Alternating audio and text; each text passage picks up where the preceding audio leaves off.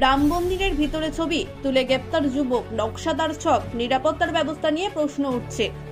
যেখানে বাইরে থেকে ছবি তোলা গেলেও ভিতরে ছবি তোলার নিষেধাজ্ঞা রয়েছে। যদিও একাধিক নিরাপত্তা বেষ্টনীও ডিঙিয়ে রাম মন্দিরের ভিতরে ছবি তুলে ফেললেন এক যুবক। চশমার মাধ্যমে ক্যামেরা লুকিয়ে এই কাণ্ড করে ফেলেন তিনি। এমন ঘটনা রাম মন্দিরের নিরাপত্তা নিয়ে প্রশ্ন উঠল। রাম মন্দিরের নিরাপত্তার দায়িত্বে থাকা পুলিশ জানিয়েছে, গুজরাটের ভোদাদারার বাসিন্দা জয়কুমার সাম্প্রতিক রাম মন্দির দর্শনে আসেন।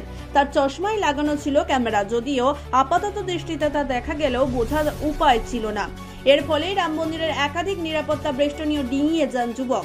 মন্দিরের ভিতরে ঢুকে যায় ক্যামেরা, ছবি রেকর্ড করতে শুরু করেন। যদিও একসময় ধরা পড়ে যান জয়কুমার। চশমা পরীক্ষা করে দেখা যায় সেটিতে 12 মেগাপিক্সেলের ক্যামেরা লাগানো রয়েছে।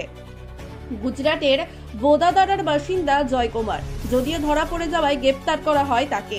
কি উদ্দেশ্য ছিল মন্দিরের ছবি তুলে সেখানেই খতিয়ে দেখছে পুলিশ। নকশাদার ছক ছিল না তো?